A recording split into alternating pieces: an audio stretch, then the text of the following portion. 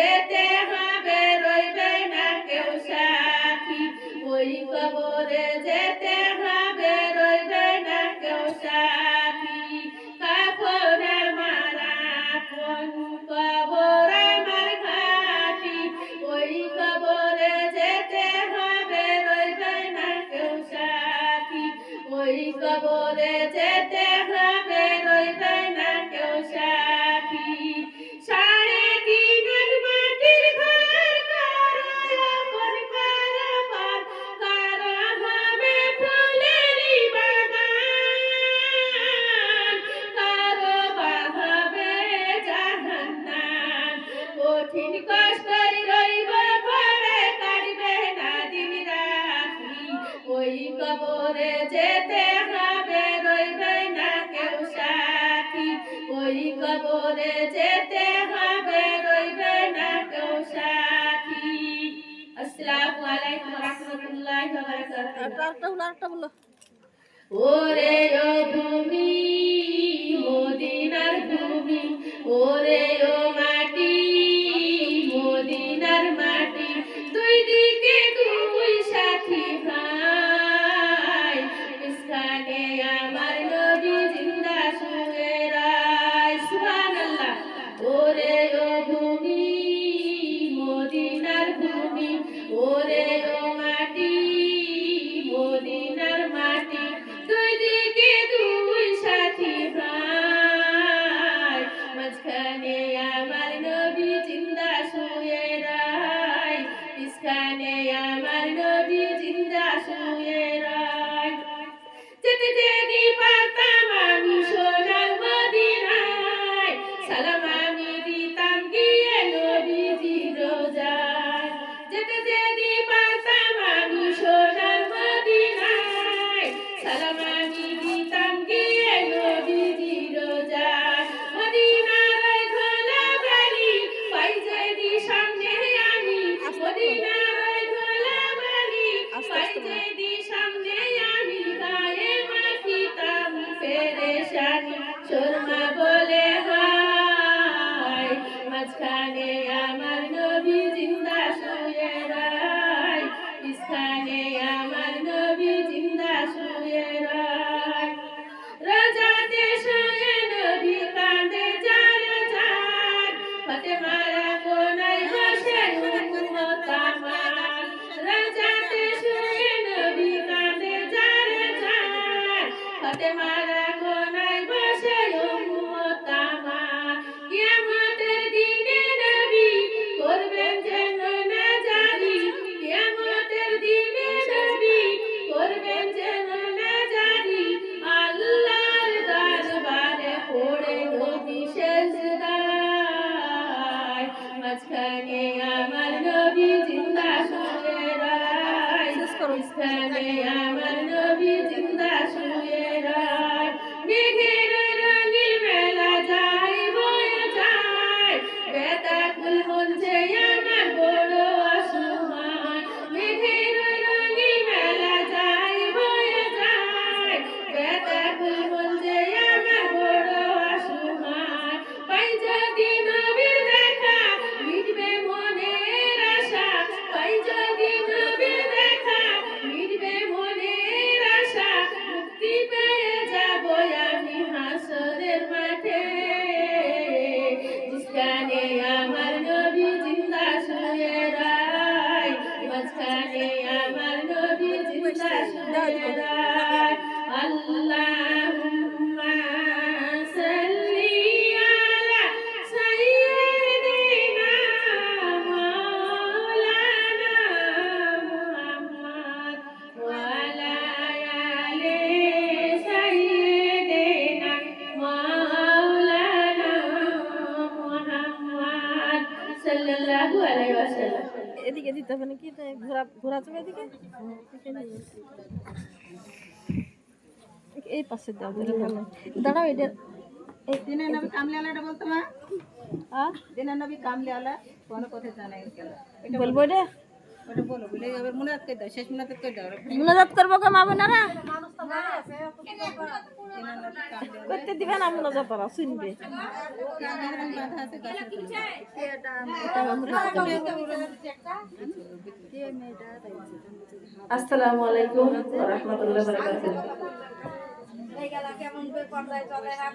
দিনের রাসূল কামলিওয়ালা বনপথে যায় কিনা, দিনের নবী কামলিওয়ালা বনপথে যায় কিনা, একটা হরিণ বান্দা দেখে।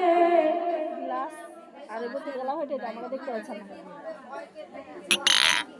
দিনের রাসূল কামলিওয়ালা বনপথে যায় কিনা, একটা হরিণ বাঁধা দেখে গাছেরই গোড়ায় গো,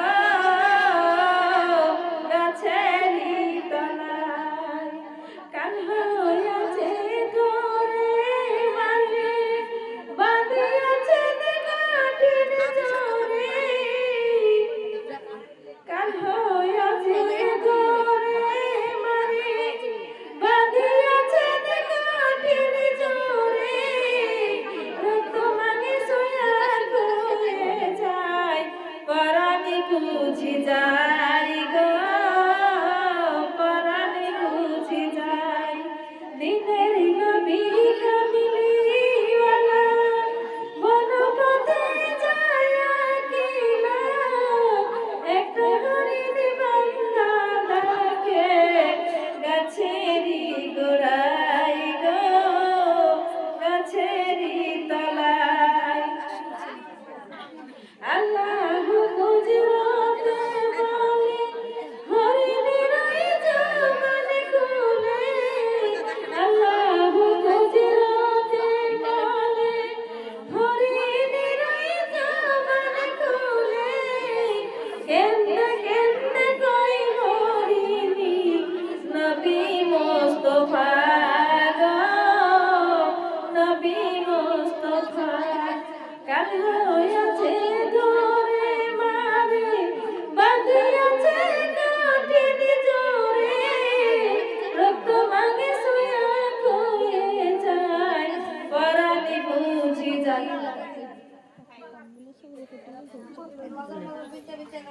কাল হইয়াছে ধরে মারে, বাঁধিয়াছে কাঠির জোরে। রক্ত ভাঙে সোয়া হয়ে যায়, পরাণে বুঝি যায় গো, পরাণে বুঝি যায়। হরিণীর শুনে কথা নবীর প্রাণে লাগিল ব্যথা। হরিণটিকে ছেড়ে দিয়ে নিজে হস্ত বেঁধে রাই গো, নিজে হস্ত বেঁধে রাই। সুবহানাল্লাহ বলেন। আচ্ছা গজলটা তো বললাম, একটা কাহিনী আছে, বলবো? ও আমার প্রাণের মা বোনেরা, আমার নবীজি জঙ্গলের রাস্তা দিয়ে চলে যাচ্ছে।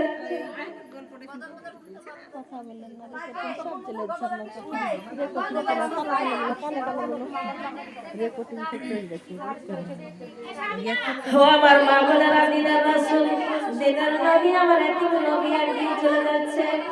দিনের নবী, এতিম নবী, আমাদের জানাবি মুস্তাফা মুহাম্মদ রাসূলুল্লাহ সাল্লাল্লাহু আলাইহি সাল্লাম জঙ্গলের রাস্তা দিয়ে চলে যাচ্ছে। তিনি রাস্তা দিয়ে চলে যাচ্ছে বাংলা গাছের সঙ্গে। একটা হরিণ এমন ভাবে বাঁধা আছে, আমার নবীকে দেখে আল্লাহ দরবারে সে ফরিয়াদ করল, রাহমাতাল লিল আলামিন এই রাস্তা দিয়ে আসছে। আমার এই সুরে আমি দুটি বাচ্চা প্রসব করেছি গো রব্বুল আলামিন, বাচ্চা দুটো না খাইয়ে মারা যাবে। এই বাচ্চা দুটোকে আমি বাচ্চা দুটো না খাইয়ে মারা যাবে। আল্লাহ আমার মুখের জবানটা যদি খুলে দিতে, আমি নবীর সামনে আমার দুঃখ শেয়ার করতাম, আমার নবীকে আমি বলতাম, আমি নবীর কাছে উদ্ধার আমি পাইতাম।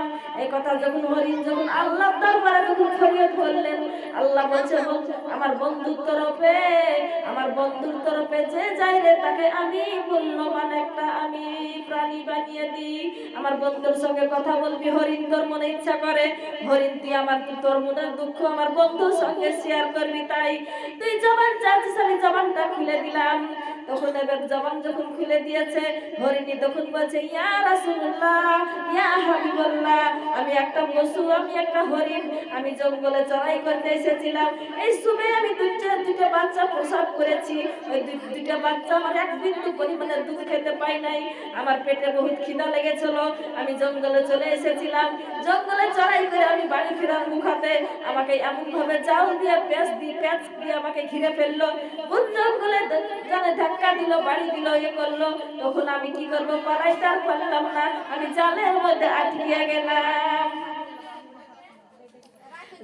জালের মধ্যে যখন আমি আটকিয়ে গিয়েছি তখন আমাকে জাল সহ পেঁচিয়ে ওই হরিণী আমি হরিণটাকে ওই শিকারি নিয়েছে আমাকে বাবলা গাছের সঙ্গে বেঁধে রেখেছে, বাবলা গাছের সঙ্গে আমাকে বেঁধে রেখেছে। আমার পেটে বহুত ক্ষুধা, আমার দুটো প্রসব হয়েছে, দুটো সন্তান, এক বিন্দু দুধ আমি খাওয়াতে পারিনি। তখন আমাকে যদি একটু ছেড়ে দিতেন, মায়া করতেন, আমি বাসায় গিয়ে আমার দুটো বাচ্চাকে আমি দুধ পান করিয়ে আবার আমি ফিরে আসবো, নবী তো দিবেন। আমার নবী বলছে ওমা আরসালনাকা ইল্লা রাহমাতাল লিল আলামিন, আল্লাহ বলছে সারা জগতের মধ্যে আমি আমার বন্ধুকে আমি রহমত স্বরূপ করে আমি পাঠিয়ে দিয়েছি। আমার নবী খালি মানুষের নবী না, খালি মুসলমানের নবী না, হিন্দু খ্রিস্টান বৌদ্ধ, গাছের নবী, মাছের নবী, সমস্ত প্রাণীর হচ্ছে আমার নবী, নবীদের কমান্ডার আমার নবী। আমার আল্লাহ এই কথা বলেছে তাই কোরআনে। ও আমার মা বোনেরা, ওই হরিণটাকে আমার নবী ছেড়ে দিলেন, আর নিজে জানে ওই হাতে জানে প্যাঁচ লাগিয়ে নিলেন, ওই রশির প্যাঁচটা লাগিয়ে দিয়ে দাঁড়িয়ে আছেন। শিকারী তখন বলছে ওগো আমার হরিণ কেন আপনি ছেড়ে দিয়েছেন, আমার হরিণ আপনি এনে দেন, হরিণ কেন আপনি ছেড়েন, আমি হরিণ ধরলাম আপনি ছেড়ে দিলেন, মানে আমি হরিণ ধরতে পারি না, কত কষ্ট করে হরিণটা ধরলাম, আপনি ছেড়ে দিলেন কেন? তখন বলছে বেটা কষ্ট করবি না, চিন্তা করবি না, হরিণটিকে আমি ছেড়ে দিয়েছি, হরিণটা এক্ষুনি ফিরে আসবে, বাসায় যাবে, তার দুটো বাচ্চা আছে, দুধ পান করাবে, আবার হরিণ নিয়ে আমাকে কথা দিয়েছে বাড়ি আসবে, তোর কাছে আসবে, যদি না আসে আমি এখানে দাঁড়িয়ে থাকবো কিয়ামত পর্যন্ত, যদি তোর হরিণ না আসে রে বেটা, আমি কিয়ামত পর্যন্ত তোর বাবলা গাছে আমি হাতে রশি লাগিয়ে দাঁড়িয়ে থাকবো।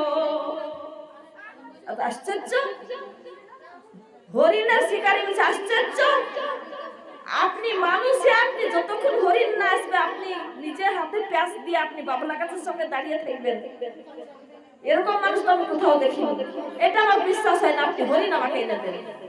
তখন বলছে অবশ্যই তোকে আমি হরিণ এনে দিব, একটার বদলে তুই কটা হরিণ নিবি তাই আমি এনে দিব, কিছুক্ষণ সবর কর, আমাকে ধমক দিস না রে শিকারী, আমাকে ধমক দিস না। আহা, সে নবীকে যে চিনতে পেরেছে সেই ধন্য হয়েছে।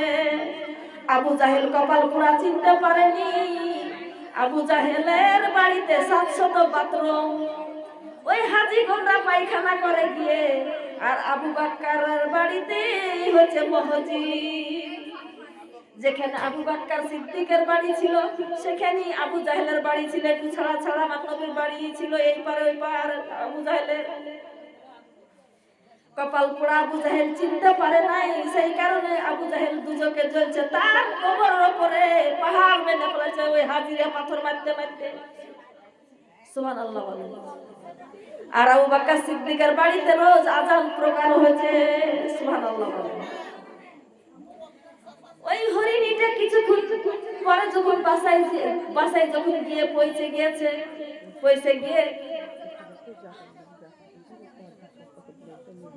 ও আমার মা বোনেরা, আপনারা যেটা শুনতে চাইবেন সেটাই আমি শোনাবো, আমি ধৈর্য সহকারে শুনতে পারলে আমি শুনিয়ে দিব ইনশাআল্লাহ।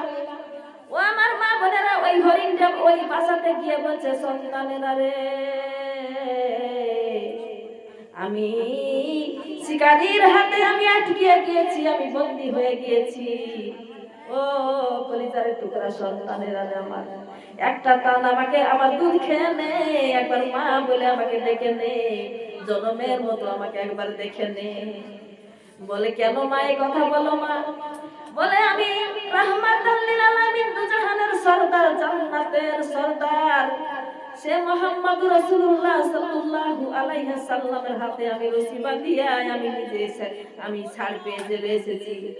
এবার যতক্ষণ আমি না যাব, যার জন্য আল্লাহ দুনিয়া সৃষ্টি করেছে, যার জন্য আল্লাহ জান্নাত জাহান্নাম বানাইছে, লৌহ কলম বানাইছে, আরশ কুরসি বানাইছে, যে নবী না দুনিয়াতে না পাঠাইলে আল্লাহ কিছু আল্লাহ বানাতেন না, সেই নবীর হাতে আমি রশি লাগিয়ে দিয়ে এসেছি।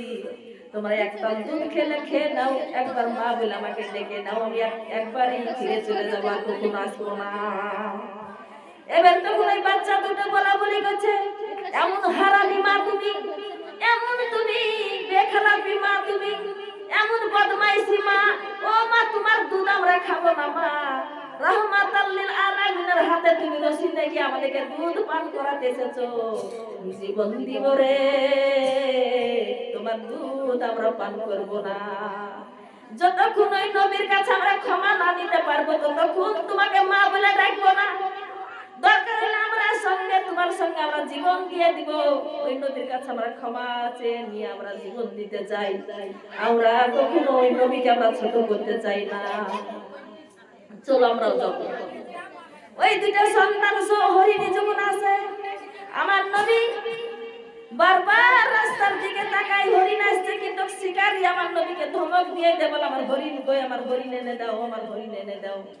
তখন ওই হরিণটা আর বাচ্চাগুলা ওই দৃশ্যটা দেখে তখন বলে, ও শিকারী রে, আমার নবীকে ধমক দিস না রে, আমি চলে এসেছি। ও শিকারী, আর ধমক দিতে হবে না, আমি হরিণ তোর কাছে আমি বন্দী হয়েছিলাম, আমি ঠিক তোর কাছে চলে আসছি, আমার নবীকে ছেড়ে দে। বলেন সুবহানাল্লাহ।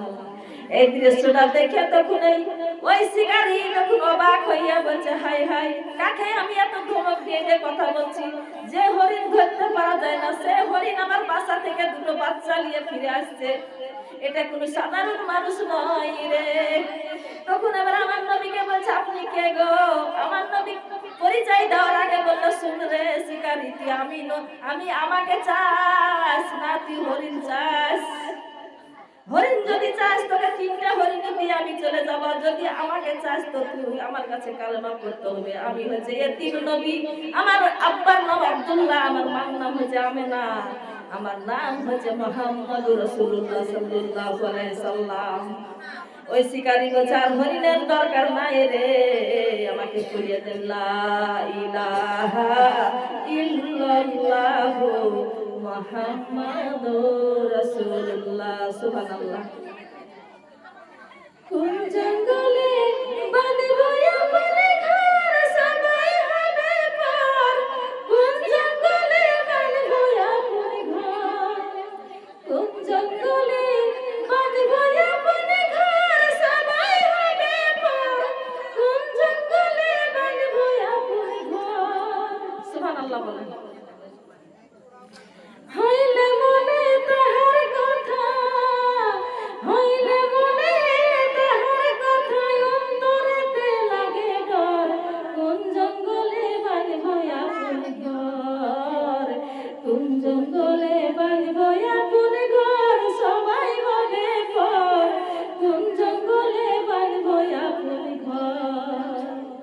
নাই ঠিকানা নাই গো জানা, নাই ঠিকানা নাই গো জানা, নাই যে খোঁজ খবর, এমন জায়গায় বাঁধবো বাসা জঙ্গলের ভিতর। নাই ঠিকানা নাই গো জানা, নাই যে খোঁজ খবর, এমন জায়গায় বাঁধবো বাসা জঙ্গলের ভিতর।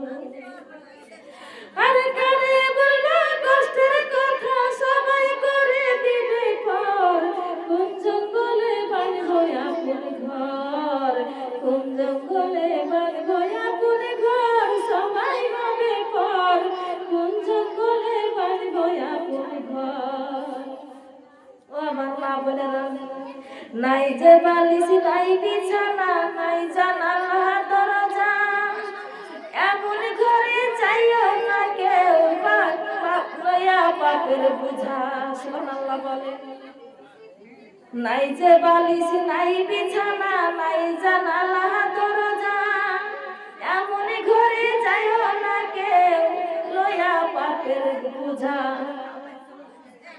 লইলে বিপদ লইবে ঘিরে থাকবে না কুজোর কোন জঙ্গলে বাঁধবো আগুন ঘর কোন জঙ্গলে বাঁধবো আগুন ঘর সবাই হবে পর কোন জঙ্গলে বাঁধবো আগুন ঘর ও মা বোনেরা দুঃখের বিষয় কখন যেন আজরাইল চলে আসে আমাদের প্রাণ পাখিটা যখন আমাদেরকে বের করবে তখন ওই পায়ের বুড়ো আঙুল থেকে এমন ভাবে কষতে কষতে কষতে কষতে রগ গুলাকে ছিঁড়তে এমন ভাবে কলিজার মধ্যে যন্ত্রণা দিয়ে ছিঁড়ে ওই লাড়ি ভুড়ি গুলাকে এক জায়গাতে গুটিয়ে জানটাকে রুহটাকে টান দিয়ে দাপনার সঙ্গে নামিয়ে দিবে চোখের রগের সঙ্গে কোনো রগের মিল থাকবে না শিরার সঙ্গে কোনো শিরার মিল থাকবে না এই কারণে মানুষ চোখ দিয়ে ইশারা করতে পারে না হাত দিয়ে ইশারা করতে পারে না কিছুই করতে পারে না খালি ঘড়ঘড় করে দুনিয়া থাকার জায়গা না 5 ওয়াক্ত নামাজ পড়তেই হবে 5 ওয়াক্ত নামাজ পড়তেই হবে পর্দা করতেই হবে আর আপনাকে ওই স্বামীকে বেশি বেশি আপনাকে স্বামী শুকর আদায় করতে হবে আলহামদুলিল্লাহ যেটুক তুমি আমাকে ভালোবাসো আলহামদুলিল্লাহ মা ফাতেমা 7 দিন 8 দিন 9 দিন 10 দিন খেতে পাইনি তাও কোনোদিন আলী রাদিয়াল্লাহু আনহুকে কষ্ট দেয়নি কোনোদিন ধমক দিয়ে কথা বলেনি আপনাকে যদি একটা কমা শাড়ি দেয় আপনাকে ওই শাড়িটা আপনার স্বামীর পছন্দ আপনাকে পরতে হবে ওই শাড়িটা আপনার ঘোরানোর কোনো অধিকার নাই যেটা স্বামীর পছন্দ আপনি সেটাই করবেন স্বামী যদি কোনো কষ্ট দিয়ে কথা বলে আপনি নীরবে কান্না করবেন মনটা যখন ভালো হবে তখন স্বামীকে বলবেন শোনো তুমি যে কথাগুলো বললে আমি খুব আঘাত পেয়েছি তোমাকে আল্লাহ ছাড় দিবে না তুমি খেয়াল করে দেখো যে হুন্না লেবাসুল্লাকুম ওয়া আনতুম লেবাসুল্লাহুন্না কেন ওই জুবাইদা বেগম সাহেব আয়েশা বলেছিল যে নারী পুরুষের সমান সমান হক আছে তবে আল্লাহ বলেছে যে নারী তোমরা স্বামীকে তোমরা সেবা করবা খিদমত করবা তোমাদের স্বামীর পায়ের নিচে তোমাদের জান্নাত আর স্বামীর জান্নাত হচ্ছে মায়ের পায়ের নিচে ইন্নাল জান্নাতা তাহতা আকদামি উম্মিহাতিকুম ইন্নাল জান্নাতা তাহতা আর উম্মিহাতিকুম আল্লাহ বলেছেন মায়ের পায়ের নিচে জান্নাত আল্লাহ কোরআনে বলছেন তাই হাম্মালাতুল উম্মু কুরহা ওয়া দাতুল কুরহা তোমার মার যখন পেটে তুমি যখন ছিলে কত মাকে কষ্ট দিয়েছো সেই কষ্টের কথা তোমার মা কোনদিন বর্ণনা করে তোমাকে শোনায়নি বেটা তুমি যখন পেটে ছিলে আমি কত কষ্ট পেয়েছি আমি কত হাল হয়েছে আমি খেতে পারিনি আমি মাথা ঘুরেছি আমি তোমাকে প্রসাব করতে গিয়ে আমি কত কষ্ট যন্ত্রণা ভোগ করেছি কোনদিন তোমাকে এই কথাটা বলে না ও আমার প্রিয় মা বোনেরা তাই স্বামীর মাকে আপনাকে ভালোবাসতে হবে স্বামীর মাকে খিদমত করতে হবে আপনাকে শ্বশুরকে খিদমত করতে হবে ননদাদি আসলে পরে আপনাকে ভালোবাসতে হবে আর একটা কথা ছোট মোটো শুনেলেন আমরা ছোট মোটো কথা আপনাদেরকে দিয়ে বুঝে দিই এই দুনিয়া কিন্তু থাকার জায়গা না আল্লাহ সারাইতাল্লাজি গাজিবু বিদিন ফাজাল লিকাল্লাজি ইয়াদুল ইতিম লাহু ওয়ালা তাআমিল মিসকিন খবরদার এতিমের গলাতে ধাক্কা দিবা না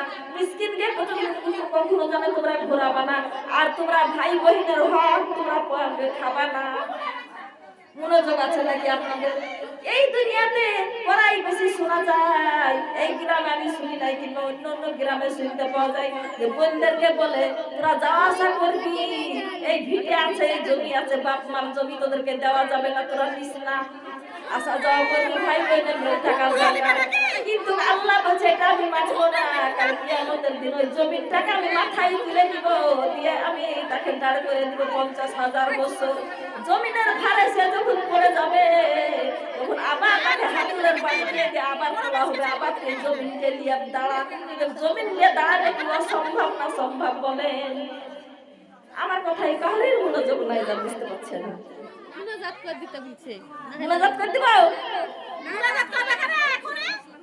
কথা কইছেন কথা কইলে আমি যে কি বললাম যে আপনারা আপনা আপন স্বামীকে বলবেন ননদের হক জানা না মারে ননদের হক যদি মেরে খায় আল্লাহ বলছেন সব গুনাহ মাফ করে দেব কিন্তু কারোর হক যদি কেউ খায় সেদিন কে সেই হক গুলাকে আমি কি করব মাথায় সব চাপিয়ে দেব কঠিন ওজন সে জমিটা কত বড় মাটিতে ওজন হবে সেই জমিটাকে মাথায় চাপিয়ে দিয়ে দাঁড়িয়ে রাখবে হাসরের ময়দানে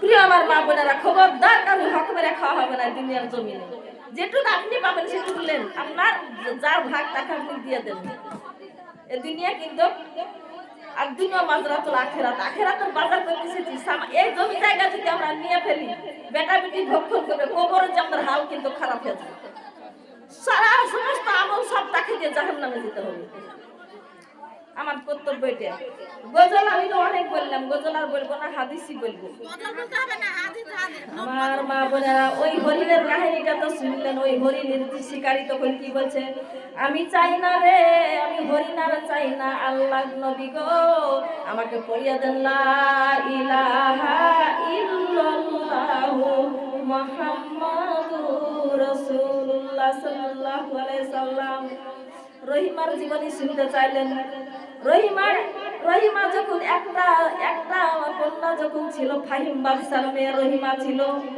আর হয়েছে আমস বাদশার ছেলে হয়েছে আইয়ুব আলাইহিস সালাম ছিল আইয়ুব আলাইহিস সালামের বিবি ছিল 3টা তারপরে সে শিকার করতে যায় শিকার করতে গিয়ে জঙ্গলে শিকার একটা পেয়েছে দৌড় দিয়েছে দৌড়তে নিজের সাথীগুলাকে হারিয়ে ফেললো সামনের দিকে রওনা করলো পেছন দিকে তাকায় নিজের সাথী সঙ্গী গেলা দেখতে পাওয়া যায় না পিপাসিত হয়েছে রহিমা কুয়াতে পানি আনতে এসেছে রহিমার সুন্দর চেহারা দেখেছে আইয়ুব আলাইহিস সালাম তখন বলল ওগো কন্যা আমাকে একটু পানি খাওয়াও পিপাসিত রহিমা আর মুখ তুলে না তাকিয়ে বাড়ির দিকে রওনা দিল বাড়ির দিকে রওনা যখন দিয়েছে তখন এবার ফাহিম বাদশা তখন বলছে মা তুমি এত কেন তুমি হাঁপাচ্ছ কি হয়েছে তোমার মুখটা মলিন কেন লাগছে বলছে আমার কাছে একটা যুবক পানি চাইছে আমি পানি দেই নাই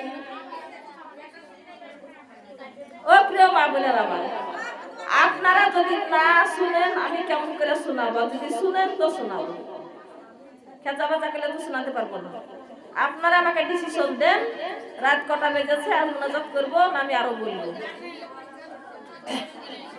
এদিকে বিছে মোনাজাত করতে এদিকে বিছে দোয়া করতে এবার রহিমাকে বিবাহ করলেন ফাহিম বাদশা বলল বেটা তুমি হচ্ছে একজন নবী আমস নবীর বেটা তুমি হচ্ছে আইয়ুব নবী তুমি আমার রহিমাকে বিবাহ করো বুড়া গাধা যা ছিল সব দিল বাড়িতে সতীনেরা মেনে নিল সতীনদেরকে অনেক ভালোবাসা দিয়ে পরামর্শ দিয়ে মিশে গেল রহিমা দিন ভালোই চলে দাসীদেরকে খুবই সম্মান করত দাসীদের কাজ নিজে হাতে কেড়ে কেড়ে করত আইয়ুব বাদশার অনেক সম্পদ ছিল বাগান ছিল আগান ছিল হাতি ঘোড়া যা ছিল সব বহুত কিছু ছিল সে আল্লাহর নবী একদিন সিজদায় পড়ে আল্লাহর ইবাদত বندگی করছে তখন এবার বলছে ফেরেশতারা আইয়ুব আলাইহিস সালাম তো তোমার ইবাদত করবে গো আল্লাহ ও আল্লাহ কেন করবে না তাকে তো তুমি কম সুখে রাখোনি অনেক সুখে রেখেছো তুমি অনেক ধন সম্পদ দিয়েছো তখন আল্লাহ বলছে তার ধন সম্পদ আমি কেড়ে নিব তুমি দেখবা তোমরা তাও আমার ইবাদত করবে চ্যালেঞ্জ দিল তখন এবার ফেরেশতারা বলল একবার পরীক্ষা করতে হবে সেই সুযোগে এবার শয়তান ইবলিস যে বলছে আল্লাহ আমাকে তাহলে এই কাজটা হুকুম দেন পাওয়ারটা আমাকে দেন আমি সব ধ্বংস করে দিই তাকে দেখি আপনার মুগ্ধ হয়ে আইয়ুব আলাইহিস সালাম থাকে কি না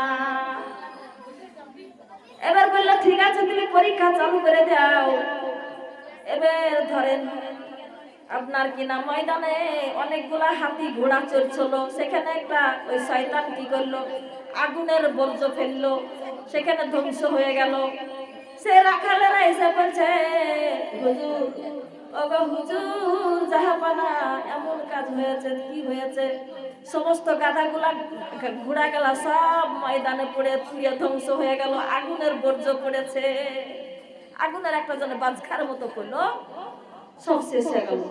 তখন বলছে ইন্না লিল্লাহি ওয়া ইন্না ইলাইহি রাজিউন।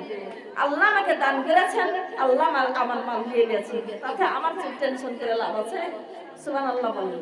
আর আমাদের যদি একটা গরু ছাগল যদি দুনিয়া থেকে চলে যায়, মরে যায়, মারা যায়, তাহলে আমরা ধরুন কাঁদতে কাঁদতে বেহুশ। কিন্তু আইয়ুব আলাইহিস সালাম বলছে আল্লাহ আমাকে দান করেছিলেন, আল্লাহ দিয়ে দিয়েছেন। আমার প্রিয় মা বোনেরা, এবার তখন তারপর দিন বলছে অনেকগুলা ছাগল নিয়ে আমরা ছাগল চড়া ছিলাম, ওখানে একটা কি বাতাসের মতন একটা এসে ঘূর্ণি ঝড়ে সব ছাগলগুলা শেষ হয়ে গেল। আল্লাহর নবী আইয়ুব আলাইহিস সালাম বলছে ইন্না লিল্লাহি ওয়া ইন্না ইলাইহি রাজিউন। আল্লাহ আমাকে ছাগল বকরিগুলো দান করেছিলেন, আল্লাহর দরবারে আল্লাহ উঠিয়ে নিয়েছেন, তাতে আমার চিন্তা করে কোনো লাভ নেই। বলো সবাই আলহামদুলিল্লাহ। এবার তিসরা দিন বলছে গোডাউনে যা মাল ছিল, মালগুলা সব পুড়ে ছারখার হয়ে গিয়েছে। বলছে আল্লাহ আমাকে মাল ধন টাকা পয়সা সবই তো দিয়েছে, মালগুলা শেষ হয়ে গেছে, খেতে তো আরো আছে, খেত গম আছে, শস্য আছে। এবার তারপর দিন গিয়ে দেখছে যে শস্যগুলা সব যেন পোকা ধরে গেছে, একটাও গমের মধ্যে গম নেই, রায়ের মধ্যে রায় নেই, সব শেষ। আল্লাহর নাম বলে আলহামদুলিল্লাহ, আল্লাহ আমাকে দান করেছিল, আল্লাহ আমাকে আবার নিয়ে নিয়েছে। বলেন সুবহানাল্লাহ। কি করবো বলো? মা বোনেরা কি করবো বলেন? বলেন আপনারা ডিসিশন দেন আমাকে একটা। মুনাজাত করবে গো, মুনাজাত করবে না কি করবে বলো? তুমি করো আরেকটা করো কে কে ওরা কথা বলেছে বলো সুবহানাল্লাহ। ভয় করি না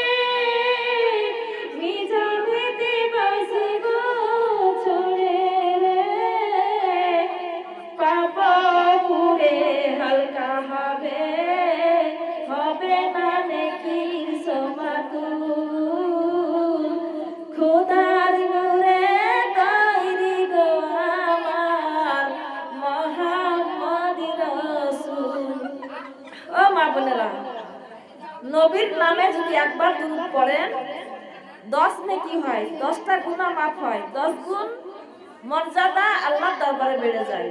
বেশি বেশি দুরূদ পড়বেন।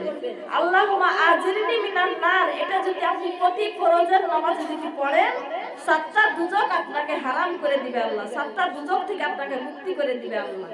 7 হাম্মিম আছে, হাম্মিম তানজিলুল কিতাবি, এরকম একটা আছে না 7 হাম্মিম, ওইটা পড়লে পরে 7টা দুজকের 500 বছর আগে 7টা দুজক আল্লাহ রেখে দিবে। সুবহানাল্লাহ বলেন। আল্লাহুম্মা হাসিবনি হাসিবা ইয়াসিরান যদি পড়া যায় প্রতিদিন, আল্লাহ হাসরের ময়দানে হিসাবটা সহজ করে দিবে। যদি ইয়াসিন সূরা একবার যদি আপনি পুরাটা পড়েন 10 খতমের নেকি পাবেন। যদি প্রতি ফরজ নামাজে আয়াতুল কুরসি পড়েন তাহলে আপনি ওই কবরে যাওয়ার সময় আপনি দেখতে পাবেন কবরটা ফুলের বিছানা হয়ে গিয়েছে, আর মরণকালে আপনি জানেন মায়ের দুগ্ধ পান করতে করতে যেন আপনি ইন্তেকাল হয়েছেন, সেরকম আপনার কোনো সিনাতে কোনো কষ্টই দিবে না। কেন? ওটা সিনারই দোয়া।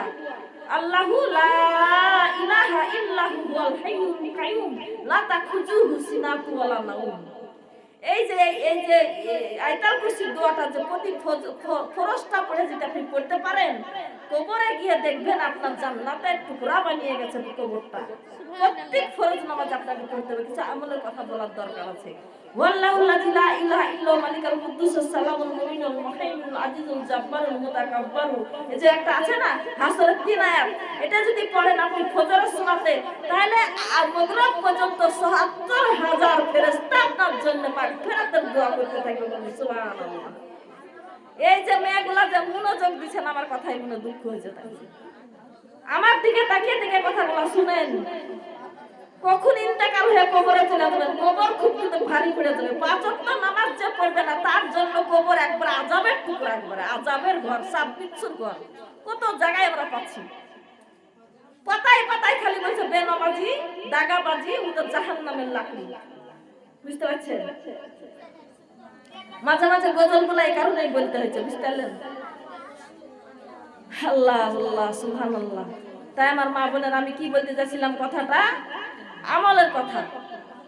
আপনি যদি সূরা মুলুকটা যদি প্রতিদিন এসারের নামাজ পড়ে পড়েন তো পাখা মিলিয়ে আপনার সিনার উপরে সে পাখিটা থাকবে। যখন আযাব দিতে আসবে বাটিতে তখন বলবে এই পাখা দিয়ে, তখন ও আটকাবে। মনকার নকিরকে পাখা দিয়ে আটকাবে, ওই আযাবের ফেরেশতা থেকে পাখা দিয়ে আটকাবে। তুই কে এখানে আছিস? তখন বলবে আমি মুলুক সূরা। সুবহানাল্লাহ। প্রতিদিন মুলুক সূরাটা রাত্রে পড়ে যদি শোয়েন করেন, ছোট ছোট আমল দিন, যা যা আল্লাহু আন্না মুহাম্মাদাম মা হুয়া আহলুহু, এটা যদি আপনি পড়েন আল্লাহ বলছেন ৭০ জন ফেরেশতা 100 দিন পর্যন্ত বিরতিহীন খালি লিখতেই থাকে, কোনো সময় থামে না। সামান্য একটা কথা, যা যা আল্লাহু আন্না মুহাম্মাদাম মা হুয়া আহলুহু। সেকেন্ডে সেকেন্ডে কোটি কোটি নেকি করা যায়। এই বইটা কিনবেন, এই বইটা জালসাতলায় গিয়ে বলবেন যে সেকেন্ডে সেকেন্ডে কোটি কোটি নেকি হয়, সেই বইটা আমাকে দিন, আমলগুলা পাবেন। বলেন সুবহানাল্লাহ। আপনি যদি পড়েন আস্তাগফিরুল্লাহ আল্লাযী লা ইলাহা ইল্লাহু হুয়াল হাইয়ুল কাইয়্যুম ওয়া আতুবু ইলাইহি ওয়া লা হাওলা ওয়া লা কুওয়াতা ইল্লা বিল্লাহিল আলিয়্যিল আযীম, এটা একটা তওবা। এটা পড়লে আল্লাহ বলছেন সে নিষ্পাপ হয়ে সকালে বিছানা থেকে উঠবে। যত দূর আমার সমুদ্রে বালু রাশি আছে ততটা যদি তার গুনাহ হয় তাও আমি তার এই দোয়াতে ক্ষমা করে দিব, এই তওবাতে আমি ক্ষমা করে দিব, ক্ষমা করে দিব। আল্লাহ বলছেন আস্তাগফিরুল্লাহ আল্লাযী লা ইলাহা ইল্লাহু ওয়াল হাইয়ুল কাইয়্যুম ওয়া আতুবু ইলাইহি ওয়া লা হাওলা ওয়া লা কুওয়াতা ইল্লা বিল্লাহিল আলিয়্যিল আযীম। 3 বার পড়ে বিছানায় শয়ন করবেন। আমার মা বোনেরা, এখানে তো আসাতে বসাতে লাভ আছে কিনা, এই জালসা দেওয়ার দরকার আছে কিনা? এক আমার মৌলবি ভাই চুপি চুপি চুপি চুপি শোনার পর একটা আমার কাছ থেকে কাটিয়ে গেল। যারা অবুঝ বুঝে না তারা আমাদেরকে নিন্দা করে, তারা মানে লাজনা করে, কত কিছু করে, বুঝে না তো সে। তাকে তো আল্লাহ পশুর চাইতে খারাপ করেছে। একটা কুকুর জান্নাতে যাবে তো এইসব মানুষগুলা জান্নাতে কখনো যেতে পারে না। ও আমার মা বোনেরা, ইয়াসিন সূরা সুন্দরভাবে আপনি যদি পড়েন 10 খতমের নেকি দিতে চাইছে আল্লাহ, 10টা খতমের নেকি দিবে। সুবহানাল্লাহ বলেন। আরেকটা দোয়া আছে, সেটা হচ্ছে আল্লাহুম্মা আনতা রাব্বি লা ইলাহা ইল্লা আনতা খালাকতানি এই যে এইটা হচ্ছে সৈয়দুল ইস্তিগফার, ওইটা যদি পড়া যায় সারা জীবন যদি আপনি জেনা করে থাকেন, সারা জীবন যদি বেপরদা চলে থাকেন, সারা জীবন যদি আপনি পাপিষ্ট হয়ে থাকেন, এটা যদি আপনি তাহাজ্জুদের নামাজে তাহাজ্জুদের 4 রাকাত নামাজ পড়ার পরে আপনি মাথাটাকে নিচু করে আল্লাহর দরবারে যেতে আপনি ক্রন্দন করতে পারেন আর বলতে পারেন, মাবুদ গো, সারা জীবন আমি খালি পাপই করেছি আল্লাহ, আমি সবারই চোখে ছাপি দিয়েছি, কিন্তু তুমি মহান আল্লাহ, তোমার চোখে ছাপি দিতে পারিনি গো রব্বুল আলামিন। আমি এই দোয়াটা আমি পড়ছি যে কি গো, আল্লাহুম্মা আনতা রাব্বি লা ইলাহা ইল্লা আনতা খালাকতানি ওয়া আনা আবদুকা ওয়া আনা আলা আহদিকা ওয়া ওয়াদিকা মাস্তাতাতু আউযু বিকা মিন শাররি মা সানাতু আবুলাকা বিনিমাতিকা আলাইয়া ওয়া আবু বিযানবি ফাগফিরলি ফা ইন্নাহু ইয়াগফিরুল। তো যাই হোক, এরকম করে একা একা বলতে গেলে হয়। এই সৈয়দুল ইস্তিগফারটা অবশ্যই শিখার দরকার, অবশ্যই এটা জীবনে একবার হলেও করতে হবে, এটা সমস্ত গুনাহ মাফের তওবা। আমার মা বোনেরা, আজ মা ফাতেমাতুজ জোহরা সাইয়্যিদাতুন নিসা একদিন 4 দিন ঘরে খাবার নাই, মা 4টে দিন ঘরে খাবার নাই। হাসান হোসেন কাঁদছে, হাসান হোসেন উঠতে পারে না। আম্মু গো, পানি ছাড়া কিছু নাই মা ঘরে? মা, পানি ছাড়া কিছু নাই মা? না বাবা, কিছু নাই। তোমার আব্বু প্রতিদিন কাজে যায়, কোনদিন একটা খাজুরও নিয়ে আসে না বাবু, কিচ্ছু নাই আমার ঘরে শোনা। ওই পানিটুক খেয়ে আবার মাকে কিছুক্ষণ পরে বলে, মা বহুত পেটের মধ্যে জ্বালা যন্ত্রণা করে, মা একটু কিছু খাবার দাও মা। সুবহানাল্লাহ বলেন। মা খাবার দিতে পারে না, সন্তানের মুখে চুমা দেয়, বলেন সুবহানাল্লাহ। চুমা দিয়ে বলে, বাবা আমরা গরিব মানুষ, আমাদের ঘরে খাবার নাই বাবা, খাবার নেই বাবা, কিছুই নেই, কি দিব? সুবহানাল্লাহ। হঠাৎ করে এক সাহাবী এসে বলছে, হাসান আর হোসেনকে দেখতে পাওয়া যায় না কেন? তখন এবার বলছে ফাতেমা আড়াল থেকে বলছে, কে ভাই তুমি? আমার ঘরে 7টা দিন খাবার নাই, আমার হাসান হোসেন চলতে পারে না, খাওয়াইয়ে উঠতেই পারে না, আমার সন্তান বের হতে পারে না, ক্ষুধার্ত, এমন ক্ষুধার্ত সন্তান আমার পড়ে যায়, দুর্বল। ওই সাহাবীটা আমার নবীকে যে বলেছে, ইয়া রাসূলুল্লাহ, হাবিবাল্লাহ, আপনি তো যুদ্ধতে গেছিলেন, সফরে গিয়েছিলেন, আপনি ফাতেমার বাড়ির খবর আপনাকে একটু দিই, বলে কি হয়েছে? ফাতেমার ঘরে 7 দিন চুলাতে আগুন জ্বলেনি। ইয়া রাসূলুল্লাহ, হাসান আর হোসাইন কাঁদতে কাঁদতে বিছানায় পড়ে গেছে, তারা ক্ষুধার্ত, যন্ত্রণা সহ্য করতে পারে না। আমার নবী চলে আসলেন, এসে বলছে, মা গো ফাতেমা রে, তোমাকে একটা উড়না দিয়েছিলাম না আমি? জি হ্যাঁ আব্বা দিয়েছিলেন। উড়নাটা আছে? বলা আছে, আমি নামাজ পড়ি উড়নাটা দিয়ে। তো তুমি সন্তানকে না খেয়ে কতদিন রাখবো মা? আমার আদেশ, উড়নাটা বিক্রি করে জানে হযরত আলী জানে 2টো আটা নিয়েছে তোমাকে দেয়, আর আটা 2টো তুমি বানিয়ে রুটি তৈরি করে জানে আমার ভাই 2টো মুখে দিও। বলে, আব্বু গো, আব্বু আমার 2টো সন্তান খালি একটা কথাই বলে, নানাজির বাড়ি যাব, নানাজির বাড়ি যাব। তা আমি যেতে দিইনি আব্বু, আমি তো জানি তুমি পেটে 2টো পাথর বেঁধে বেড়াও আব্বু, আমি তো জানি আমার ঘরে 7 দিন খাবার না থাকলে আপনার ঘরে 10 দিন 12 দিন খাবার হয় না, আপনি তো পেটে পাথর বেঁধে থাকেন গো। ওগো রব্বুল আলামিনের হাবিব, আমি সন্তানকে যেতে দিইনি তাই। বলে, ফাতেমা দুঃখের বিষয়, আর কত আবার ছোট ছোট বাচ্চা 2টো ক্ষুধার যন্ত্রণা সহ্য করবে, যে ওই উড়নাটা খবরদার বিক্রি করতে বলবা। আমি বলে গেলাম। আলী আসছে, দুই চোখের পানি বুঝতে বুঝতে আলী আসছে, ফাতেমা আজকে আমার কাজ হয়নি, আজকে আমার কাজ হয়নি, সারা দিন আমি মদিনার গলি গলি ঘুরেছি ফাতেমা, কেউ একটা কাজে বলবে বলে কাজে কেউই বলেনি। ফাতেমা চল দিয়ে চোখের পানিটা মুছিয়ে দিলেন। হযরত আলী আর বললে, ইয়া ওগো কারামাল্লাহু ওয়াজহু, কানবেন না। আল্লাহ বলছে, ইন্নামা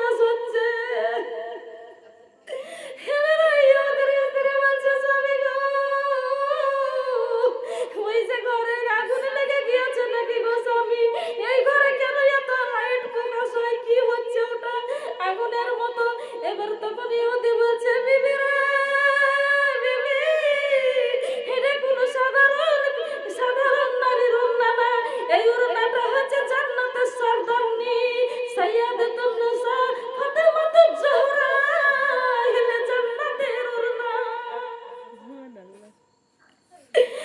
এই ওড়না এবার তখন বলছে স্বামী গো অনুরোধ করে স্বামী, এই ঘরখানে আমার উজালা করেনি, আমার অন্তরকে উজালা করে দিয়েছে। এই এই ওড়না খালি আমার ঘর উজালা করেনি, আমার অন্তর উজালা করে দিয়েছে। ওই রবনের ওড়নায় যদি এত নূর চমকায়, তাহলে ওই রবনের সঙ্গী যদি আমি হতে পারি, তাহলে আমি জান্নাতে যেতে পারবো। সে একটা কি না জানি নারী, তার শরীরে ওড়না দিয়ে নূর প্রকাশ হচ্ছে। সুবহানাল্লাহ বলেন। এবার তখন বলছে তাহলে কি করা যায়? হ্যাঁ বিবি তাহলে কি করতে চাও? ইহুদির বউ তখন বলছে, ইহুদির স্ত্রী তখন বলছে চলো নিয়ে চলো আমাকে, আমি মা ফাতেমার হাতে হাত দিয়ে আমি কালেমা গ্রহণ করিব। এই ওড়না আমার যোগ্য না, এই ওড়না আমি রাখবো না, এই ওড়না আমাকে মানায় না। জান্নাতের সর্দারনির ওড়না আমি জান্নাতের সর্দারনিকে আমি দিয়ে দিব। ওই রাত্রে ওড়নাটা নিয়ে চলে গেছেন মা ফাতেমাতুজ জোহরা, হযরত আলী রাদিয়াল্লাহু আনহু, দুজন মিলে তারা তাহাজ্জুদের নামাজে শরীক হতে যাচ্ছে। দরজায় ঠকঠকায়, বলছে কে? বলছে সে আমি ইহুদি। কেন এসেছো? বলছে আমার বিবি আমাকে টিকতে দিল না, তোমার বিবির ওড়নাটা আমি কিনে নিয়েছিলাম আর আমি পাশের ঘরে রেখেছিলাম, এত সুন্দর জান্নাতি নূর প্রকাশ হচ্ছে, আমার ঘরটাকে লাইটিং করে দিয়েছে। আমার বিবি থরথর করে কাঁপতে শুরু করেছে। এই ওড়না আমাকে মানায় না, এই ওড়না আমি ঘরে রাখতে পারি না, এই ওড়না আমি ফাতেমাকে আমি আবার রিটার্ন আপোষ দিয়ে দেব, আবার আমি ঘুরে দেবো আর আমি কালেমা গ্রহণ করবো। আলী তখন আলী রাদিয়াল্লাহু আনহু বলছে ভাই আমরা এত গরিব মানুষ, একটা পয়সাও নাই ভাই, যে টাকাটা দিয়েছিলেন আপনি সেই টাকা দিয়ে আটা কিনেছি, আটা কিনে আমরা রুটি বানিয়ে খেয়ে নিয়েছি ভাই, তার মূল্যমান আপনাকে একটা টাকা আমরা দিতে পারবো না, ওটাটা ঘুরে দিবেন। কিন্তু আপনি তো আমাকে টাকা দিয়েছিলেন, সেই টাকা তো আমার ঘরে নেই, আমি গরিব মানুষ। সুবহানাল্লাহ বলেন। বলে ভাই রে তোমার কাছে টাকা নেব না রে ভাই, ফাতেমার হাত ধরে মুসলমান হবে আমার বিবি, আর তুমি নিয়ে চলো রাহমাতাল লিল আলামিনের দরবারে, আমিও মুসলমান হয়ে যাব। দুজন পড়ে নিল শাহাদু আল্লাহ ইলাহা ইল্লাল্লাহু মুহাম্মাদুর রাসূলুল্লাহ। ও মা বোনেরা, নামাজ পড়লে কি হয়? নামাজ পড়লে সে বাড়িতে রহমত বর্ষিত হয়, নামাজ পড়লে জীবনের গুনাহ ঝরে যায়, নামাজ পড়লে দোয়া কবুল হয়ে যায়, নামাজ পড়লে আপনাকে আল্লাহ আপনার সঙ্গে দিদার করতে থাকে। বলেন সুবহানাল্লাহ। যে ব্যক্তি নামাজ পড়ে না তার কোনো দোয়া কবুল হয় না, যে ব্যক্তি নামাজ পড়ে না তার বাড়িতে রহমতের ফেরেশতা আসে না, যে ব্যক্তি নামাজ পড়ে না তাকে আল্লাহ মুসলমান থেকে খারিজ করে দেয়, তাকে আল্লাহ মুনাফিকের খাতায় নামটা তুলে দেয়, তাকে মুসলমান বলে গ্রহণ করে না। যারা নামাজ পড়ে না মরণকালে এতই তাদেরকে আল্লাহ পিপাসা দেয়, সাত দরিয়ার পানি যদি মুখে ঢেলে দেওয়া হয় তবে পিপাসা তার মিটবে না, আর তাকে ওই ক্ষুধার্ত অবস্থায় পিপাসিত অবস্থায় লাঞ্ছিত করে তাকে কালো ঠিকরি করে দুনিয়া থেকে তুলে নিবে, আর তার পরকালে হয়ে যাবে কবরটা জাহান্নামের আগুনের একটা গর্ত। খবরদার খবরদার, নামাজ জানে পড়বেন আর সুন্দর করে পর্দা করবেন। এই মাহফিলে যতটা মানুষের দিকে তাকাচ্ছি একটা মেয়েও কিন্তু বুরখা পরে আসেনি মনে হচ্ছে, থাকতে পারেন মধ্যে বিশাল, আমার হয়তো চোখে পড়ছে না, কিন্তু এই বুরখাটা করেছে আল্লাহ ফরজ পর্দা। এই পর্দা যদি গায়ে তুলতে পারেন তাহলে আপনি জান্নাতি সবুজ বুরখা পরে আপনি জান্নাতে ঢুকতে পারবেন। এখানে যদি বেহাইয়া নির্লজ্জ হয়ে থাকেন জাহান্নামের লাকড়ি হতে হবে। এখানে তো খেড়কুটা দিয়ে আগুন ধরাই, ওখানে মানুষ দিয়ে আল্লাহ আগুনটাকে ধরাবে। আল্লাহ বলছেন তোমরা একটা যদি গাছ লাগাও, গাছে ফুল ফল না ধরে, তাহলে গাছটাকে কেটে টুকরা টুকরা করে শুকিয়ে তোমরা জ্বালানি করো। যারা নামাজ পড়বে না, ইবাদত করবে না, বন্দেগী করবে না, তাদেরকে আমি জাহান্নামের লাকড়ি বানাবো। পাথর আর মানুষ হবে জাহান্নামের হচ্ছে খাদ্য লাকড়ি। সুবহানাল্লাহ বলে। পর্দার কথা কত বলবো, পর্দার কথা বারবার আমাকে বলা হয়েছে। এখানে যে নারীরা পর্দা করে না, ঘাড় দেখায়, পিঠ দেখায়, পেট দেখায়, আল্লাহ নবী যখন মিরাজ শরীফে গিয়েছিলেন, আমার নবী এই দৃশ্যটা দেখলেন যে তাদের জানে চামড়া গুলোকে জানে মাথা থেকে পা পর্যন্ত খালায় নেওয়া হচ্ছে, যেমন ছাগল খালায় দেখেছেন তো, ছাগল খালাতে দেখেছেন, গরু খালাতে দেখেছেন, এইভাবে কাটতে থাকে, ফড়ফড় করে নামাইতে থাকে, এইভাবে ওই নারীগুলাকে শাস্তি দিতে থাকবে। ওই গায়ে কাপড় দেয়নি সেই কারণে। আমার মা বোনেরা, খবরদার খবরদার, আপনারা প্রত্যেকটা মেয়ে যেন আপনারা সুতির বুরখা বানাবেন। যদি কালপেলা বুরখা না যদি আপনারা গায়ে তুলতে পারেন কষ্ট হয়। এখন সুতির কত রঙের রঙের বুরখা উঠেছে, আপনারা সুন্দর করে বুরখা পরেন। যখন আপনি বুরখা পরবেন, নামাজ পড়বেন, আপনার ঈমান বলবে আমি কোনো পাপ করব না, আমি নামাজ পড়ি, পর্দা করি রে, আমি আর কোনো পাপের দিকে যাব না। আপনি যদি নামাজ পড়েন আপনার ঈমান থাকবে না কেন? আল্লাহর নবী বলেছে আল হাইয়ু সুবাতু মিনাল ঈমান, আই হায়াউ সুবাতু মিনাল ঈমান, যার হায়া নাই, লজ্জা নাই, তার ঈমান থাকবে না। ঈমান না থাকলে আমল কোথায় থাকবে সেটা আমাকে বলেন। আল হায়াউ সুবাতু মিনাল ঈমান, আল্লাহর নবী বলেছেন যার হায়া লজ্জা নাই, যে নিজের শরীরকে পরকে দেখাতে পছন্দ করে, তার কোনো ঈমানই নাই। আল্লাহর নবীর কথা এটা। আল গীবত আসাদু মিনাল জিন্নাহ বলছে অনেক গুনাহগার সেই হয় যে পরের গীবত করে, পরে এই করলো, তাই করলো, সেই করলো, হেই করলো, লোকের কথাতে বাড়ি মহিকা ফেলে। নাউজুবিল্লাহ নাউজুবিল্লাহ। ও কি করলো, আপনার কি? ও কি করে সজ্জন আপনি দোয়া করেন? আপনি কেন গীবত করবেন? তার সমস্ত যত গুনাহ আপনার আমলে আসবে, আপনার নেক আমল তার আমলে যাবে। কেন আপনি তার গীবত করবেন? কার মেয়ে পালিয়ে গেছে, কার মেয়ে কি করেছে, কার বোমাই করেছে, এসব কথা আপনার বলার কি দরকার? খবরদার গীবত করবেন না। আল্লাহর নবী একদিন বসে আছেন, আয়েশা সিদ্দিকা দাঁড়িয়ে আছেন, একটা খাটো মেয়ে চলে যাচ্ছে। আয়েশা সিদ্দিকা বললেন ইয়া রাসূলুল্লাহ, মেয়েটা কি খাটো দেখেন। তখন আমার নবী বলছেন এই মেয়েটাকে খাটো বললে? ও আয়েশা, তোমার যদি থুতু ফেলো, এই থুতুটা তুমি ফেলে দেখো যে পচা গোশত বের হবে তোমার মুখ দিয়ে। এবার আয়েশা বলছে আশ্চর্য, কেন আমার মুখ দিয়ে পচা গোশত বের হবে? তুমি মরা ভাইয়ের গোশত খেলে তুমি। এই যে মেয়েটাকে তুমি ছোট বললে, আল্লাহর সৃষ্টি, তাকে ছোট বলবা কেন তুমি? আল্লাহর সৃষ্টি, আল্লাহ তাকে তৈরি করেছে, কালো বুচা ধেমচা যাই করুক আল্লাহ তাকে সৃষ্টি করেছে। তাকে যে তুমি ছোট খাটো বললে, তো তুমি থুতু ফেলো। আল্লাহর নবীর কথা মতন থুতু ফেলছে তো পচা দুর্গন্ধ গোশত বের হয়েছে। কেন? আল্লাহর তরফ থেকে আল্লাহ জানিয়ে দিল যে পরের গীবত করা মানে আপনি আপনার ভাই মরে গিয়েছে, মারা গিয়েছে, আপনার ভাইকে খাটের উপর তুলে রেখেছে, আপনি তার গোছকে কেটে দিবে, আপনি খেতে পারবেন? রান্না করে খেতে পারবেন? কাঁচা খেতে দিবে আপনাকে হাসরের ময়দানে। পরের কথা বলতে পছন্দ করতে দে দে, তোর ভাইয়ের গোশত খা। মানুষের কাঁচা গোশত খাওয়াবে, খাবি না তাও তো খাও। এটা কুরআন আছে কথাটা, কিন্তু কুরআনটাকে তো অমান্য করা যাবে বলেন?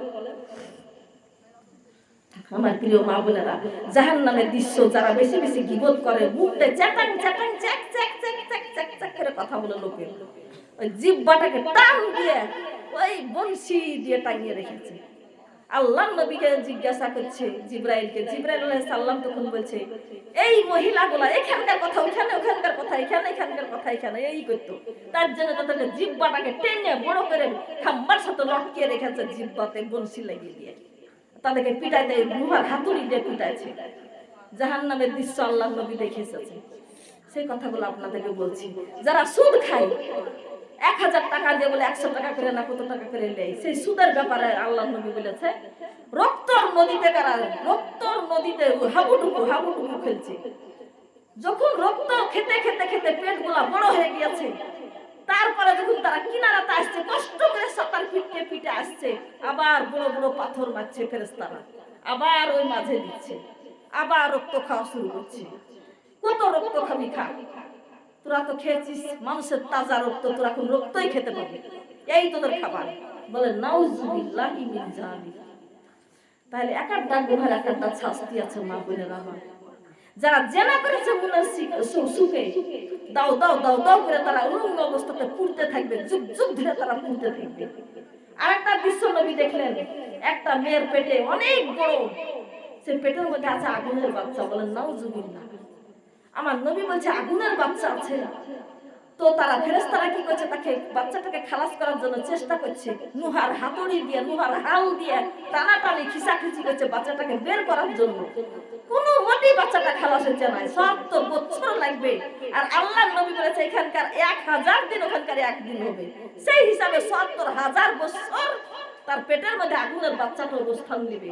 আর তার এমন ভাবে তার শরীরের পানি জাহান্নামে করতে থাকবে।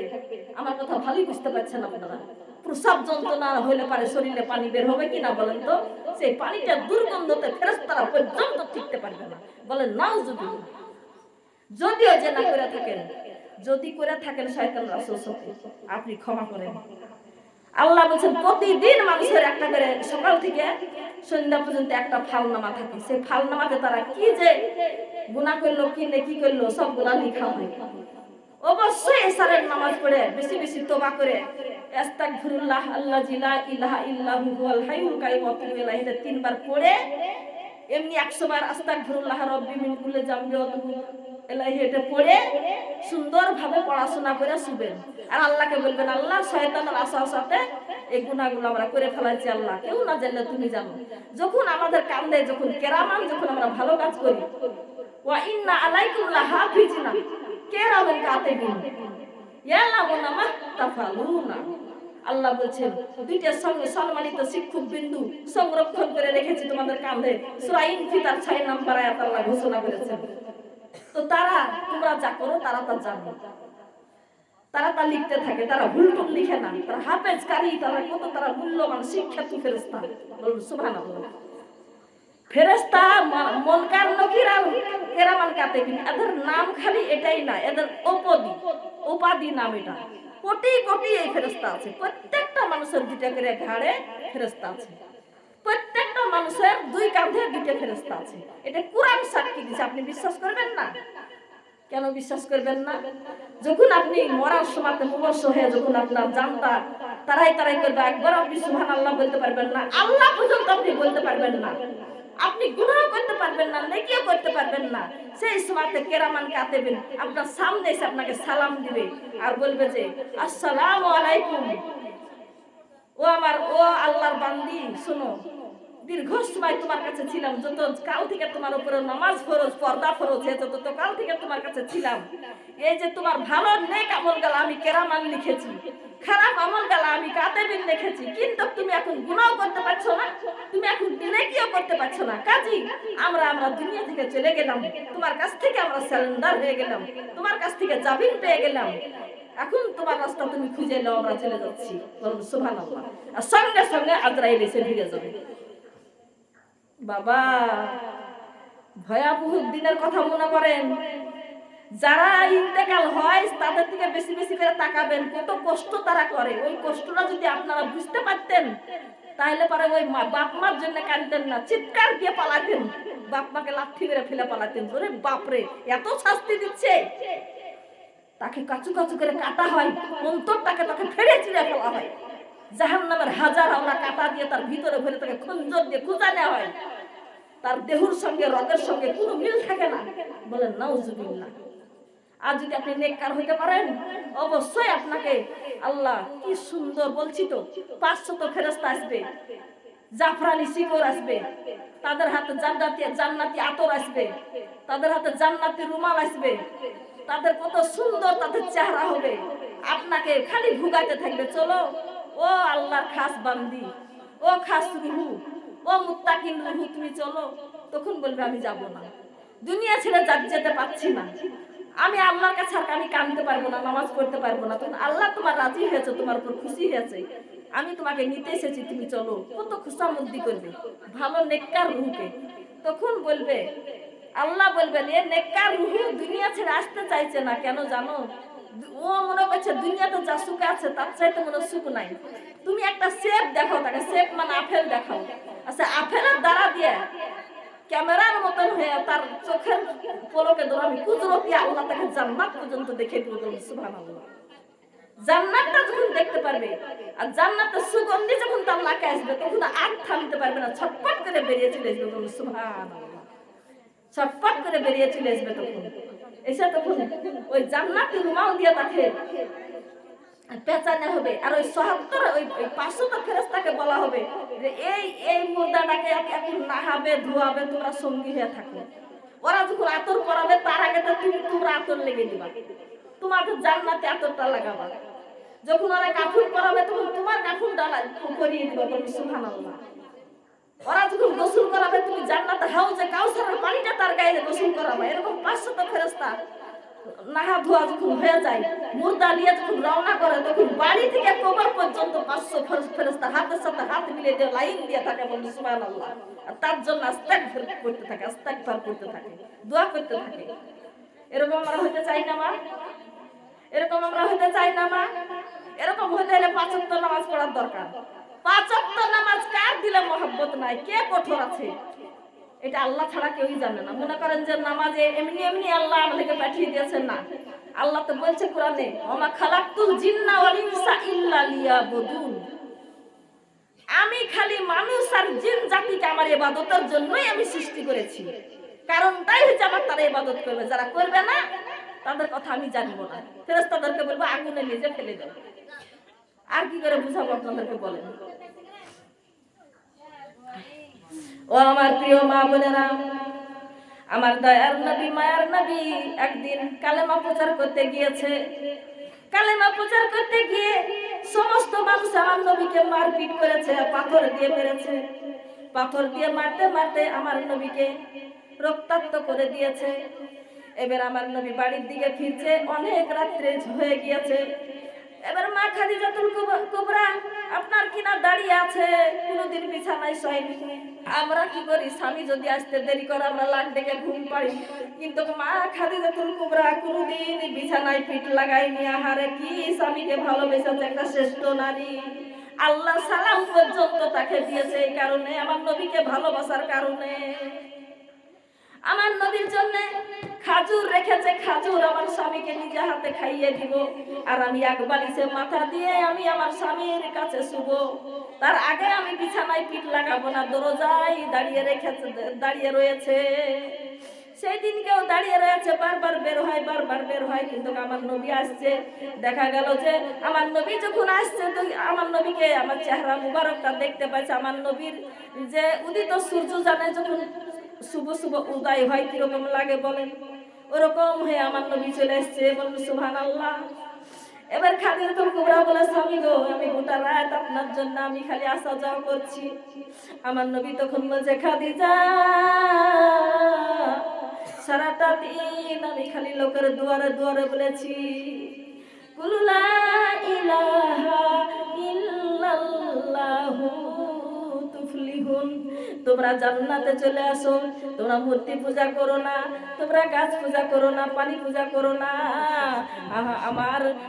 আমি তোমাদের নবী, আমি তোমাদের রাসূল, আমার কথা মানো। তোমরা মূর্তি পূজা বাদ দাও, তোমরা এক কালেমা পড়ো। সুবহানাল্লাহ। তারা কিন্তু আমার কথা শুনে না, তারা আমাকে পাথর মারে, তারা আমাকে থুতু মারে, তারা আমাকে পাগল বলে, তারা আমাকে মারে। তখন এবার খাদিজা বলছে, আপনি চলেন ঘরের মধ্যে, আপনাকে আমি সেবা যত্ন করবো। তখন আমার নবী বলছেন, না রে না খাদিজা, আমার চাচা আবু জাহেল ওই সঙ্গী সাথী গুলাকে অর্ডার দিয়ে আমাকে মার খাওয়াইছে, আমি তাদের মার খেয়েছি। আমি আমার চাচাকে যে বলবো, ও চাচা গো, চাচা তুমি যদি কালেমাটা পড়ো তাইলে আমি আর কোনোদিন তাদের হাতে মার খাবো না, আর আমাকে তারা মারবে না, সম্মান দিবে। আমার চাচাকে আমি গভীর রজনীতে গিয়ে আমি একটু কান্নাকাটি করে বলবো। আমার নবীর আশা, আবু জাহেলকে এত রাতে আমি বলবো যে আমাকে সারাদিন মারপিট করেছে, আমার শরীরের মুবারকে জুব্বা পর্যন্ত লাল লাল হয়ে ভিজে গেছে, রক্ত মুবারকে ভিজে গেছে, আমি এটা দেখাবো। কিন্তু আবু জাহেলকে যখন যে বলছে, চাচা, ও চাচা গো, আবু জাহেল তখন বলছে, এত রাতে ভাতিজা তুমি ডাকো কেন, কি তোমার বিপদ হয়েছে, বলো কত টাকা লাগে? বলে, চাচা 1 টাকাও লাগবে না, তোমার ধন সম্পত্তি লাগবে না, তোমার আমার কোনো সাহায্য লাগবে না, চাচা গো একবার যদি তুমি পড়ে লাও লা ইলাহা ইল্লাল্লাহু মুহাম্মাদুর রাসূলুল্লাহ, তাহলে আমাকে আর তোমার ওই সঙ্গীরে আমাকে আর মারবে না, তোমার লোকের আর মারবে না, তোমার দলের লোক আমাকে সম্মান করবে। এই কথা বলতে দেরি নাই, ওই আবু জাহেল ওই ক্ষত বিক্ষত শরীরে আবার চাবুক দিয়ে আমার নবীকে মারতে মারতে জমিনে ফেলে দিলেন। এত কষ্ট নবী করেছে। একদিন আমার নবী নামাজ পড়ছে, সেদিন তো এমন মারা মারলো, খাদিজার বাড়ির কাছে দেখেছিলাম, আমি উমরা হজে গেছিলাম, এই তো নবীর লাইবারের ওই তো আবু জাহেলের বাথরুম, সামনে দিয়ে একটু রাস্তা, তো সেখানে এত মারপিট করেছিল। মা খাদিজাতুল কুবরা কষ্ট করে আমার নবীকে নিয়ে গেলেন। আর আমার নবী সেদিন বলেছিল, চাচা গো আমাকে মারেন না, আমার যদি মা ঘরে থাকতো তাহলে আপনার কাছে আমি আসতাম না, আমি এতিম, আমার মা নাই গো চাচা, আমার আব্বা নাই গো চাচা, আপনি যেটা আমাকে একটু সাহায্য করেন আমাকে তাহলে সবাই ভালোবাসবে, চাচা গো একটু কালেমাটা পড়েন না, আপনাকে আমি জান্নাতে সুপারিশ করে নিয়ে যাবো। তাই আবু জাহেল সে কথাটা খুব অপরাধ মনে করেছিল, তাকে এমন ভাবে তাকে মানে প্রহার করেছিল, এমন ভাবে মারপিট করেছিল, বলেন নাউজুবিল্লাহ। আমার নবীর শরীর মুবারকে কত রক্ত ঝরেছে এই ইসলামের কাজ করতে গিয়ে, আর আমাদেরকে সামান্য একটু কথা বলবে তাই যদি আমরা রাগ করি তাহলে হবে? ও আমরা পায়ের তলি রেখে দিই। আমার নবী এই কষ্টগুলা করা হয়েছে আমার নবীর সুন্নত আদায় করা। যদি আপনারা আল্লাহর কোরআনকে ভালোবাসেন, আল্লাহর নবীকে যদি ভালোবাসেন, এই গ্রামে আবার আমাদেরকে নিয়ে আবার জালসা দিবেন। এই কথাগুলা কোনো খারাপ কথা আছে আমাদের মুখে? এতক্ষণ ধরে শুনছেন কোনো খারাপ কথা বলেছি? বলেন, আল্লাহ উপদেশ করার কথা বলেনি? ফাজাক্কির ইন্না ফাআতিজ যিকরা, আল্লাহ বলছে কোরআনের সূরা আলার মধ্যে, উপদেশ দাও, তোমরা উপদেশ দাও। ওখানে নারী দাও কি পুরুষ দাও সেখানে বলেনি কথা, নারী দাও কি পুরুষ দাও সেটা বলেনি। ফাজাক্কির ইন্না ফাআতিজ যিকরা, তোমরা জিকির মানে কথা, এই কথাটাকে উচ্চারণ করো, উপদেশ দাও। বুঝতে পারলেন? সানুকরিউকা ফালা তানসা, আল্লাহ বলছে সাইয়াযাক্কারু মান ইয়াকসা। তাহলে পরে যদি তোমার এই দাওয়াত দেওয়া কাজ যদি তোমার মানে সফল হয় তাহলে তুমি দাওয়াত দিতে থাকো, কোনো মানা করেনি আল্লাহ। আমার মায়েশা সিদ্দিকা রাদিয়াল্লাহু আনহা যুদ্ধের ময়দানে গিয়েছিল, গলার হার হারিয়ে গেছিল। এই মুনাফিক দুনিয়ার জমিনে এখনো আছে। গলার হারটা যখন হারিয়ে গেছে না, আমার নবীর কাফেলা চলে গেছে, আরো সাহাবীদের কাফেলা চলে গেছে। একজন ছিল বা আল্লাহর বান্দা, তাকে খোঁজ করার জন্য কার তারওয়াল, কার ঢাল, কার টুপি, কার কিছু পড়ে থাকতে পারে, দেখাশোনা করে তুমি পরে আসবা। অবশেষে দেখতে পাচ্ছে আয়েশা সিদ্দিকা রাদিয়াল্লাহু আনহা খালি মানে ওই বালুর মধ্যে খালি হাঁচড়াচ্ছে, সোনার হার হারিয়ে গেছে। বলুন সুবহানাল্লাহ। ওই সাহাবীরা তখন বলছে, তুমি আম্মা জান, তুমি এখনো তোমার কাফেলাতে তুমি উঠোনি, তোমার সেই হাতি ঘোড়া কই? বলে আমার সোয়ারিটা চলে গিয়েছে। বলুন সুবহানাল্লাহ। তুমি এখন কি করবা? ওরা তো অনেক দূরে পৌঁছে গিয়েছে, পায়ে হেঁটে তুমি কি করে যাবা? কাজে তুমি আমার সোয়ারিতে উঠে যাও। বলুন সুবহানাল্লাহ। আমার গাধা, আমার ঘোড়াটাই তুমি উঠে যাও, তোমাকে আমি হেফাজত করে নিয়ে যাবো। এই কাজটা করার জন্য মুনাফিকেরা বলেছিল যে মায়েশা সিদ্দিকা কলঙ্কিনী, মায়েশা সিদ্দিকা ভালো না, যুদ্ধের ময়দানে গিয়ে তার সঙ্গে প্রেম ভালোবাসা করেছে, এটাই সন্দেহ করেছিল, এত বড় কথা সন্দেহ করেছিল। সেই জন্য আমার নবী নারাজ হয়ে মায়েশা সিদ্দিকার বাড়িতে যেত না, আবু বকর সিদ্দিকের বাড়িতে যেত না। আল্লাহ এর উপরে কোরআন নাযিল করে নবীকে জানিয়ে দিয়েছে যে মায়েশা সিদ্দিকা কখনো দোষী না, সে একটা বিপদে পড়েছিল, হার হারিয়ে গেছিল, হাতটা খুঁজতে খুঁজতে তার সোয়ারিতে অনেক দূর কাফেলার সাথে সাথে চলে গিয়েছিল। সেই জন্য সেই বান্দা তাকে হেফাজত করে নিয়ে এসেছে, খারাপ কিছু করেনি। কিন্তু মুনাফিকারা সারা মদিনাকে রটাইছিল যে এই মেয়েটা চরিত্রহীন, বলে নাউজুবিল্লাহ। মায়েশা সিদ্দিকা 6 লক্ষ হাদিসের হাফেজা, তাকে কলঙ্কিনী, তাকে চরিত্রহীন বানাইছিল, তাকে নিন্দা করেছিল। তার উপরে আল্লাহ কোরআন নাযিল করে ওহী দিয়ে আমার নবীকে বুঝিয়ে দিয়েছে। বলেন সুবহানাল্লাহ। দুনিয়ার জমিনে মুনাফিক আছে, মুনাফিকদের কথা শোনা যাবে না। তারা কামে মুসলমান আর কাজে হচ্ছে মুনাফিক। মুনাফিকের কথা কোরআনে আমি বলে দিচ্ছি, ইন্নাল মুনাফিকিনা ফি দারুকিল আসফালিন মিনান নার। তারা একদম নিচতলে জাহান্নামে যাবে, একদম নিচতলে যাবে, যেখানে গভীর, কঠিন গভীর, আগুনের গভীর, যত নিচে নামতে থাকবে তত আগুনের তেজ বেশি, সেই তলে থাকবে। ইন্নাল মুজরিমিনা ফি আযাবি জাহান্নাম, বলেন সুবহানাল্লাহ। যুগ যুগ ধরে তারা আগুনে পুড়তে থাকবে। এখন মনে হচ্ছে না, দুই কানে ভালো করে লোকটা দিয়ে দেখেন কি তাকে ধুধু ধুধু ধুধু ধুধু করে জ্বলছে, কি জ্বলছে ওটা দেখেন, খেয়াল করেন। আমার মা বোনেরা, তাহলে কথা আরো বাড়াবো না কি করবো বলেন, শুনি।